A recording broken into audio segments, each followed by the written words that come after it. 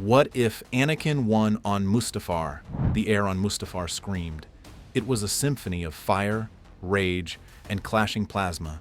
Obi-Wan Kenobi, the Jedi Master who had once been a brother, now stood as the final obstacle to Anakin Skywalker's destiny.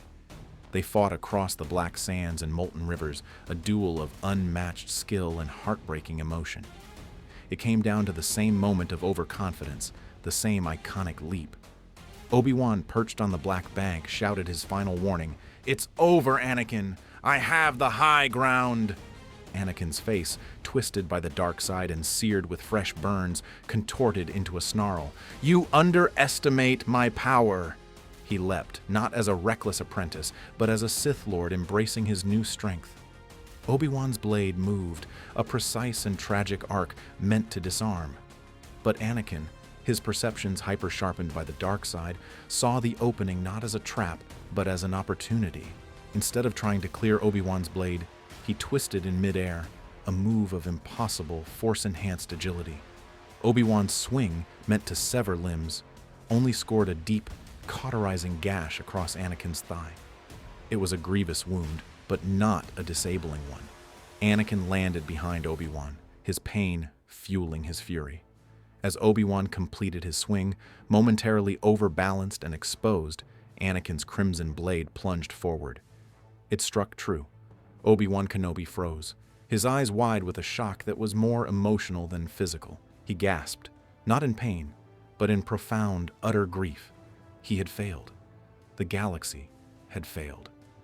"I am sorry, Anakin," he whispered, the words a final breath. "I loved you."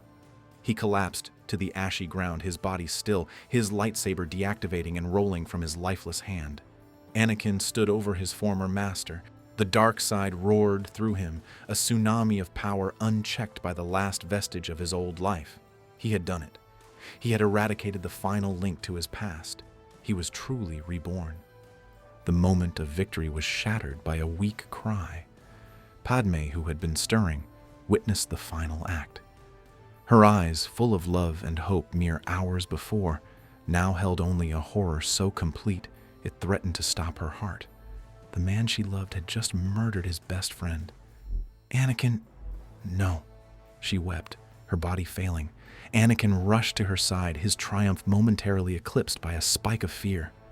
"Padme, it's all right. You're going to be all right. I've won. I've saved you." He gathered her in his arms, ignoring the searing pain in his leg. It was then that Emperor Palpatine's shuttle arrived. The Dark Lord descended, his face a mask of gleeful triumph. He saw Obi-Wan's body and his smile widened. "Lord Vader, rise, your new empire is waiting."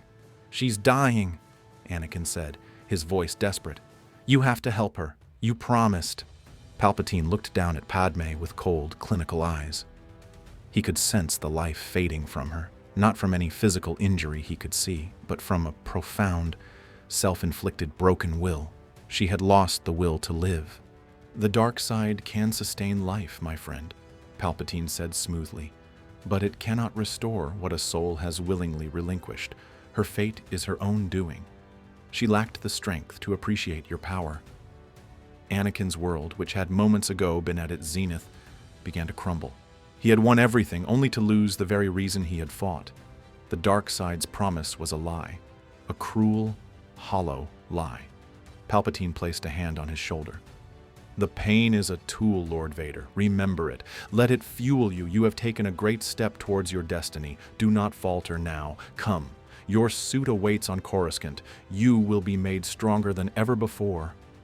Numbly, Anakin allowed himself to be led onto the shuttle, cradling Padme's lifeless body.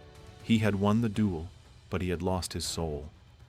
The immediate aftermath was a galaxy reshaped by an unchallenged victory. With Obi-Wan dead, there was no one to protect the twins. Palpatine, seeing immense potential in the offspring of the Chosen One, took them. He did not kill them. He raised them. Luke and Leia were not hidden on Tatooine and Alderaan. They were raised in the Imperial Palace on Coruscant as the Emperor's wards, indoctrinated from birth to serve the dark side. Luke, strong with the Force, was trained by his father and the Emperor to be a ruthless enforcer, a prince of the Empire. Leia, her political acumen recognized early, was groomed to be a puppet ruler, her fiery spirit bent to serve imperial propaganda.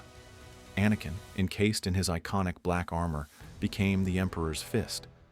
But he was a different Vader.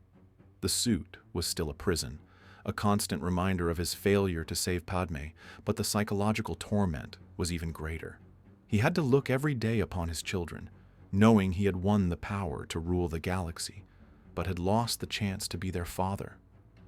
They called him Lord Vader, their tones a mix of fear and twisted respect. They were perfect instruments of the dark side, and he was the one who had sharpened them. The rebellion was stillborn.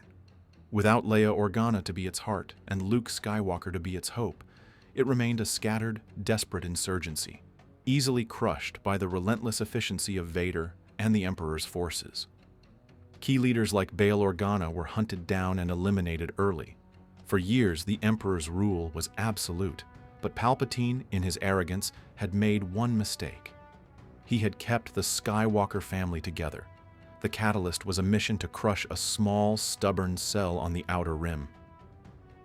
Emperor Palpatine sent his two prized pupils, the young, fiercely loyal Inquisitor Luke and his sister, the cunning Governor Leia, to oversee the planet's pacification. Darth Vader accompanied them as their overseer. During the operation, they discovered a hidden cache of data. Among the files was a recorded hologram, hidden away by one of Bail Organa's last agents. It was a message from Padmé Amidala, recorded just before she left for Mustafar. The hologram flickered to life. She spoke of her love for Anakin, her fear for him, her belief that there was still good in him. She spoke of her hope for their children, her dream that they would be a force for light in the galaxy. She ended with a plea, "Obi-Wan, please help him, save him!" The twins watched, their imperial conditioning shaken to its core. They had been taught their mother was weak, a traitor who died of her own weakness. They saw instead a woman of profound strength and love. They looked at Darth Vader, their faceless guardian, and for the first time, they saw the man beneath the mask. They saw the tortured soul who had loved her. That night, in the privacy of the Star Destroyer's meditation chamber, Luke confronted Vader. "She believed in you," Luke said, his voice no longer that of an inquisitor, but of a son. "She said there was good in you." Vader was silent for a long time, the only sound his mechanical breathing. "Her belief was a weakness that killed her," he finally intoned, the words empty, rehearsed. "Was it?" Leia asked, stepping from the shadows. Her eyes, so like her mother's, bore into his mask. "Or was it your belief in him?" She gestured toward the general direction of the Imperial throne room. The shatterpoint that Mace Windu had always sensed in Anakin Skywalker finally broke, not through the love of a son, but through the combined legacy of his entire family. The rebellion began that night, not in a dusty war room, but in the heart of the Empire itself. It was led not by a farm boy and a princess, but by the Dark Lord of the Sith and the Emperor's two most trusted heirs. The final confrontation with Emperor Palpatine was not in a throne room before a captive audience, but in the heart of the Imperial Palace, a silent, brutal coup. It was not a lightsaber duel that ended him. It was Vader, unleashing a lifetime of pent-up rage and betrayal, not at his master's command, but for his family. He did not throw Palpatine down a reactor shaft. He used the Force to tear the very chamber apart around them, consuming them both in a vortex of dark side energy. When the dust settled, Luke and Leia Skywalker emerged from the ruins. The galaxy was theirs. They had the power of the Sith, but the heart of their mother. The path ahead was uncertain, a galaxy to be rebuilt from the ashes of the empire their father had helped create and then destroy. Anakin Skywalker had won on Mustafar, and in doing so he had set his children on the throne of a galaxy he had broken, ensuring that his victory would forever be his most complicated legacy.